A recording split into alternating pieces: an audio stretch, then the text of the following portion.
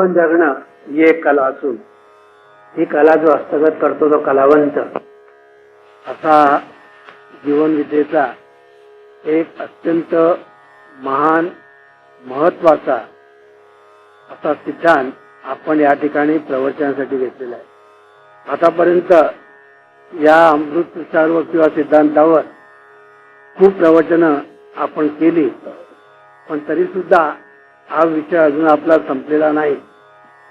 परमेश्वर हा विषय आपल्या सर्व दृष्टीने महत्वाचा आहे हे आपण प्रथम लक्षात घेतलं पाहिजे। कारण परमेश्वर हा आपल्या जीवनाचा पाया आहे, तसा तो विश्वाचाही पाया आहे हे आपण लक्षात घेतलं पाहिजे। परमेश्वर आहे की नाही वगैरे वगैरे लोक वाद करतात, त्यांना कुशाल वाद करू द्या, कळलं की नाही? त्यांना कुशाल वाद करू द्या। श्रीखंड आहे की नाही करा वाद, आम्ही ते आपलं खात बसू, कळलं की नाही? तसं परमेश्वर आहे की नाही याचा वाद इतरांनी कुशाल करावा, पण आपण मात्र त्याचं सेवन करू, त्याची सेवा करू आणि त्याच्याकडून आनंदाचा उपभोग घेऊ। म्हणून हा परमेश्वर जो आहे हा परमेश्वर आपल्या जीवनाचा पाया आहे, वैश्विक जीवनाचा पाया आहे। अनंत कोटी ब्रह्मांड ज्याला आपण म्हणतो त्याचा तो पाया आहे। आणि म्हणून या परमेश्वरा संबंधी आपण संपूर्णपणे किंवा जास्तीत जास्त त्याचं चिंतन केल्याशिवाय, विचार केल्याशिवाय, त्याच्यावर निरूपण केल्याशिवाय हा विषय समजणं अवघड आहे। कारण मी जरी किती सोपं करून सांगितलं तरी बरेच लोक सांगतात आम्ही इथून बाहेर गेल्यानंतर आमच्या डोक्यात काहीच उरत नाही म्हणाल। तेव्हा हा विषय खरोखर तसा बघायला गेलं तर कठीणच आहे। कारण बऱ्याच मोठ्या विद्वानांना लोकांना सुद्धा हा विषय समजायला कठीण जातो असं मला दिसून आलेलं आहे। पुष्कळ वेळा त्या विषयाला ते स्पर्शही करत नाहीत। तेव्हा सांगायचा मुद्दा असा की परमेश्वर हा जो विषय आहे हा विषय आपल्या जीवनाच्या सर्व अंगाने महत्वाचा आहे। नुसता परमार्थ किंवा नुसता प्रपंच असं समजण्याचं कारण नाही। संबंध आपला प्रपंच असो, परमार्थ असो, आपलं वैयक्तिक जीवन असो, आपलं सामाजिक जीवन असो, आपलं राष्ट्रीय जीवन असो किंवा वैश्विक जीवन असो, सर्व जीवनाच्या अंगाने परमेश्वर हा विषय अत्यंत महत्वाचा आहे। दुर्दैवाने हा विषय न समजल्यामुळे किंवा या विषयाचं आकलन न झाल्यामुळे आज अखिल जगतामध्ये गोंधळ झालेला आहे। सर्व धर्मातील सर्व लोकांमध्ये हा गोंधळ झालेला आहे। कारण परमेश्वर ही जी संकल्पना आहे या संकल्पनेसंबंधी आज लोकांमध्ये प्रचंड प्रमाणावर अज्ञान आहे। म्हणून जीवनविद्येने जे सिद्धांत मांडलेले आहेत ते आपण जर नीट लक्षामध्ये जर घेतले तर आपल्याला हा परमेश्वर म्हणजे नक्की काय याचा बराचसा समज, याची जाणीव आपल्या ठिकाणी निर्माण होईल। आणि मग त्याला स्पर्श कसा करायचा, त्याचा अनुभव कसा घ्यायचा हा साधनेचा भाग झाला। हा साधनेचा, दिव्य साधनेचा तो भाग आहे। पण तो आहे, तो आपल्या जवळ आहे, तो आपल्या निकट आहे। आपणच त्याच्यामध्ये आहोत, त्याच्यात वावरतो आहोत, त्याच्यात वास्तव्य करत आहोत। म्हणून एका इंग्लिश लेखकाने आणि फार सुंदर उद्गार काढलेला आहे। तो असं म्हणतो, I sleep in peace and wake in joy and in him I live, move and have my being, असं तो म्हणतो। तो असं म्हणतो मी झोपताना शांतपणे झोपतो म्हणाला आणि उठताना आनंदाने उठतो। माझं बसणं उठणं सगळे व्यवहार किंबहुना माझं अस्तित्व हे त्याच्यात आहे, त्या परमेश्वराच्यात आहे असं तो म्हणतो। आणि ही गोष्ट शब्दशः खरी आहे, शब्दशः म्हणण्यापेक्षा सुद्धा अक्षरशः खरी आहे असं म्हणणं जास्त युक्त होईल। म्हणून we live in him and have our being in him only, म्हणजे आपण त्याच्यातच आहोत, आपलं वास्तव्य त्याच्यातच आहे, आपलं उठणं बसणं खाणं पिणं हे त्याच्यातच आहे। पण असं असून सुद्धा आम्ही म्हणतो परमेश्वर आहे कुठे, परमेश्वर आहे कशावरून, परमेश्वर डोळ्याला दिसत नाही तर तो आम्ही मानावा का, वगैरे वगैरे आम्ही विनाकारण चर्चा करतो, विचार करतो. तेव्हा तो जो इंग्लिश लेखक म्हणतो आहे ते, आणि आपल्या संतांनी सुद्धा म्हटलेलं आहे, देव खाते देव पिते देवावरी मी निजते, असा जनाबाईचा सुद्धा एक अभंग आहे.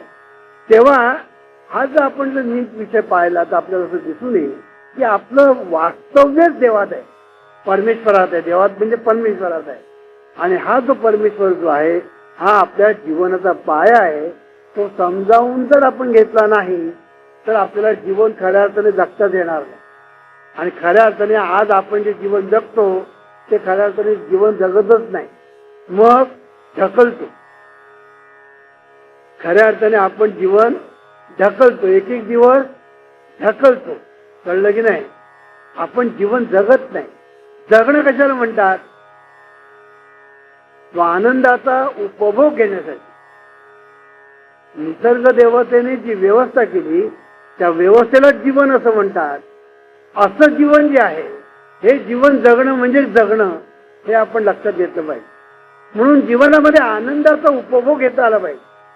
आज आपण जर पाहिलं तर आनंदाचा उपभोग घेण्याच्या ऐवजी आम्ही दुःखाचा भोग मात्र घेतो. आपण दुःखाचा भोग मात्र घेतो. आणि हा दुःखाचा भोग का घेतो त्याची कारणं अनेक आहेत. एक संकुचित वृत्ती, अहंकार, द्वेष, हेवा दावा, मत्सर, अज्ञान, अंधश्रद्धा वगैरे निर्णय कारणाने आपण दुःखाचा भोग घेत असतो. आनंदात आपण जीवन जगायचं, आनंदात आपण असायचं वगैरे वगैरे जे आहे हे आपण करू शकत नाही. त्याचं एकमेव कारण की आपल्या ठिकाणी नाना प्रकाराने अहंकार, अज्ञान वगैरे मी मगाशी म्हटल्याप्रमाणे या गोष्टी आपल्या ठिकाणी ज्या असतात त्या सूर्यावर जसा ढग यावा तसं या आनंदावर ते ढग आलेले असतात. आणि हे जे ढग असतात तोपर्यंत हा आनंद खऱ्या अर्थाने आपल्या जीवनात प्रकाशित होत नाही. म्हणून ह्याच्यासाठी आनंद ज्याला आपण म्हणतो, स्वानंद ज्याला आपण म्हणतो, हा स्वानंद आपल्या ठिकाणी जर प्रकाशित व्हायला पाहिजे असेल तर त्याच्यासाठी हे बाजूला सरलं पाहिजे. तो अहंकार जो आहे ना त्याची ती सगळी रूप आहे. आपण एक लक्षात ठेवायचं की अहंकाराची ती सगळी रूप आहेत. हेवा कोण करतो? ज्याच्याजवळ अहंकार आहे तोच करतो. दावा कोण करतो? ज्याच्याजवळ अहंकार आहे तोच करतो. मत्सर, द्वेष हे कोण करतो? ज्याच्याजवळ अहंकार आहे तोच करतो. तिरस्कार, निंदा, नारस्ती, चेष्टा, कुचेष्टा कोण करतं? ज्याच्याजवळ अहंकार आहे तोच करतो. अहंकाराच्या अधीन झालेली जी माणसं असतात ती दुसऱ्यांचा छळ करतात, दुसऱ्यांना उणेपणा आणतात, दुसऱ्यांचे दोष पाहतात, दुसऱ्यांना वाईट रीतीने वागवतात. ह्या सगळ्या गोष्टी ज्या आहेत ही सगळी अहंकाराची रूप आहेत. म्हणून ज्याला आपण दैत्य म्हणतो किंवा राक्षस म्हणतो, दानव म्हणतो, तो दुसरा कोणी नाही. हा अहंकार हा एकच राक्षस आहे, तोच दैत्य आहे, तोच दानव आहे. म्हणून आपण म्हणतो रावण, कंस हे सगळे राक्षस आपण म्हणतो, शिशुपाल वगैरे हे राक्षस होते. म्हणजे काय? त्याजवळ अहंकार होता, त्याजवळ अहंकार होता म्हणून ते राक्षस. आणि हे राक्षस आजही आहेत. कळलं की नाही? हे राक्षस आजही आहेत. किंबहुना आपण सुद्धा राक्षसासारखे वागतो. कळलं की नाही? अहंकाराच्या अधीन जेव्हा माणूस वागतो ना तेव्हा तो राक्षस होतो. कारण मी एकदा सांगितलं होतं माणसाची निर्णय रूप जशी असतात तसा माणूस ज्याला अत्यंत क्रोधायमान होतो तेव्हा त्याचं रूप वेगळंच असतं. क्रोधाच्या अधीन झालेला जो माणूस असतो ना त्याचं रूप बघा. आणि शांत देवासमोर बसून भजन करतोय त्याचं रूप बघा. दोन रूप तुम्हाला वेगळी सापडतील. कळलं की नाही? तेव्हा ही जी रूप आहे तसं अहंकाराच्या अधीन झालेला जो माणूस असतो तो राक्षस, बाकी राक्षस दुसरा कोणी नाही हे आपण लक्षात ठेवायचं. हा कंस हा राक्षस वगैरे खरं नाही. आपण म्हणतो कंस राक्षस होतो. मग कंसाची बहीण कोण?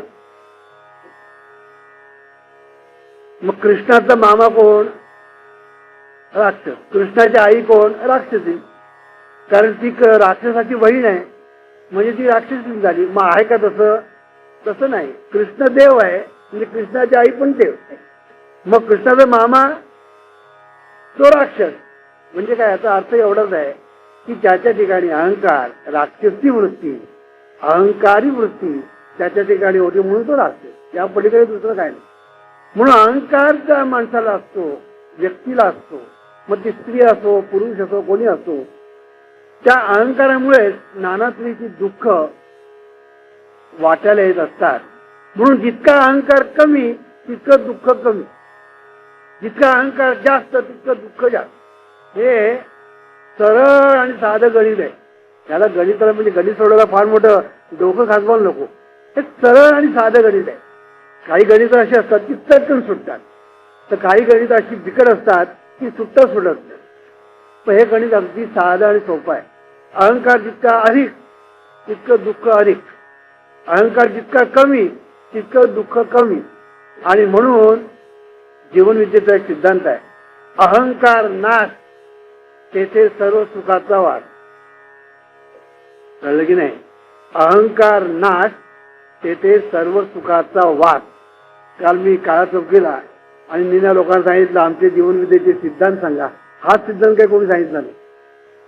हा सिद्धांत फार महत्वाचा आहे. अहंकार नाश तेथे सर्व सुखाचा वास.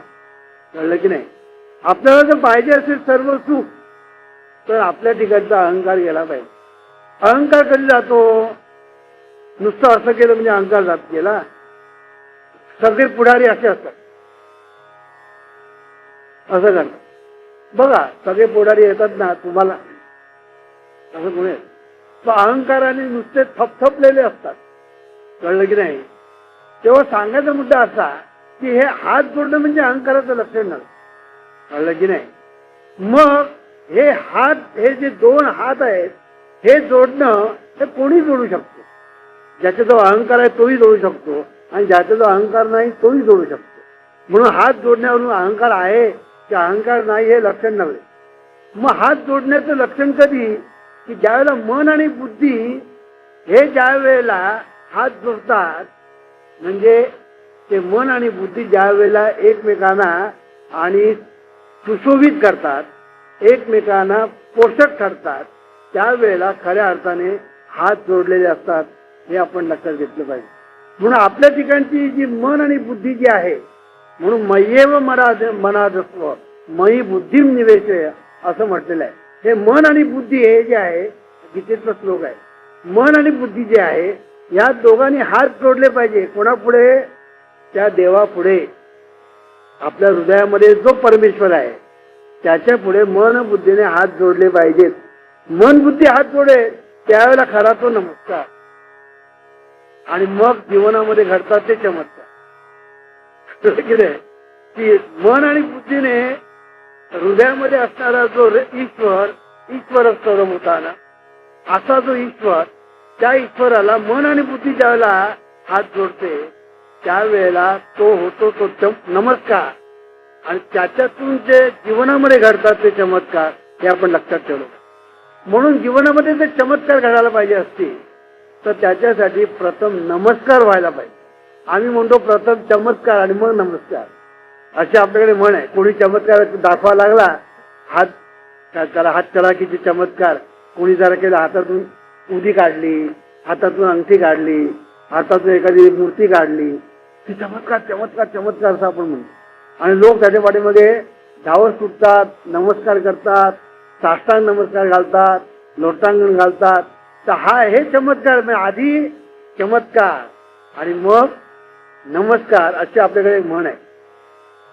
अर्थात आमची एक म्हण वेगळी आहे बरं का. चमत्कार तेथे कोपरापासून नमस्कार अशी आमची एक म्हण आहे जीवनविधीची. कळलं की नाही? चमत्कार तुम्ही जिथे पाहाल चमत्कार कोपरापासून नमस्कार करा आणि तिथून चालायला लागा. कळलं की नाही? म्हणून आधी नमस्कार आणि मग चमत्कार हे खरं. म्हणून ज्या वेळेला हृदयस्थ ईश्वर जो आहे त्या ईश्वराला, त्या परमेश्वराला, कारण जो हृदयस्थ ईश्वर आहे आणि ज्याला आपण परमेश्वर म्हणतो त्या दोघांचा संबंध आहे. त्या दोघांचा संबंध आहे. संबंध काय आहे? तो संबंध असा आहे की ज्याला आपण ईश्वर म्हणतो तो त्या परमेश्वराचाच एक अविभाज्य भाग असतो. त्याच्यापासून तो वेगळा नसतोच, किंबहुना तोच तो असतो. किंबहुना तोच तो असतो. कळलं की नाही? आणि म्हणून तूच आहे जीवनाचा शिल्पकार, असं मी ज्यावेळेला परवाच्या दिवशी सांगितलं उद्घाटनाच्या वेळेला, 5व्या आवृत्तीचं प्रकाशनाच्या वेळेला, तूच आहेस तुझ्या जीवनाचा शिल्पकार, असं आम्ही ज्यावेळेला सांगतो. त्याचे 2 अर्थ मी सांगितले त्या दिवशी. तू म्हणजे कोण? जगामधली प्रत्येक व्यक्ती. आता या ठिकाणी एवढे बसलेले आहेत, प्रत्येकाला मी सांगणार तूच आहेस तुझ्या जीवनाचं शिल्पकार.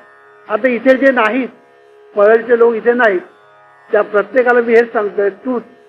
तर मी ज्यावेळी इथे बोलतो आहे तेव्हा जरी तुम्ही माझ्या समोर असलात तरी ते तुम्हाला लागू आहे, आणि जे लोक माझ्या समोर नाहीत त्यांनाही ते लागू आहे, आपण लक्षात ठेवा. आणि म्हणून तूच, म्हणून जगामधली प्रत्येक व्यक्तीला हे उद्देशून आहे तूच. आणि दुसरं तूच म्हणजे तत्त्वमसीमध्ये जो त्वम आहे तो तू आहे. कळलं की नाही? म्हणून तो तू आहेस हे एकदा तू लक्षामध्ये घेतलं की जीवनाचा शिल्पकार तू आहेस हे तुझ्या काय ते ध्यानात येईल.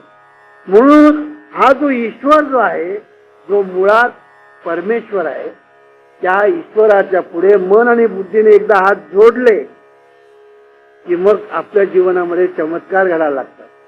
कारण मन आणि बुद्धीने ज्या वेळेला हात जोडलेले असतात त्यावेळेला तिथे अहंकार जो असतो ना, तो अहंकाराचा नाश झालेला असतो. त्या ठिकाणी अहंकाराचा नाश झालेला असतो. आणि मनबुद्धीने हात जोडलेले असतात.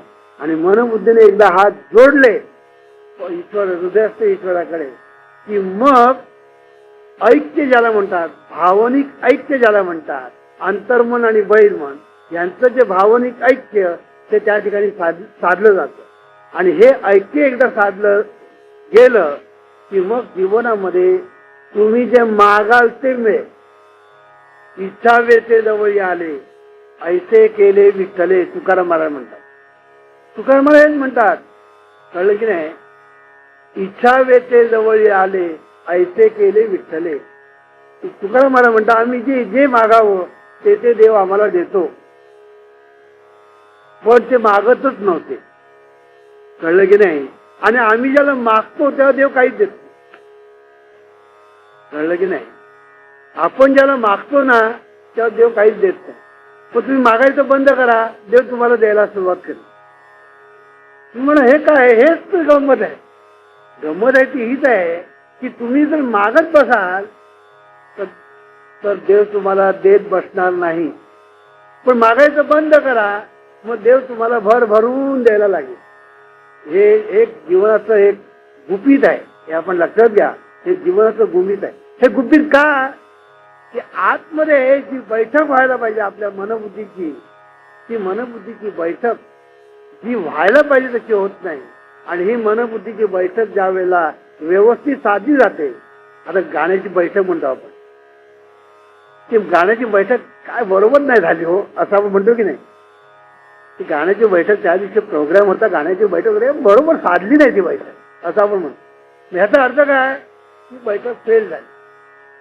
म्हणून बैठक साधणं हा जो भाग आहे, तसं मनबुद्धीची जी बैठक आपल्या हृदयामध्ये जी आहे ती ज्या वेळेला साधली जाते त्यावेळेला आपल्या जीवनामध्ये एक वेगळ्याच तऱ्हेची प्रत्यंतरे आपल्याला येऊ लागतात.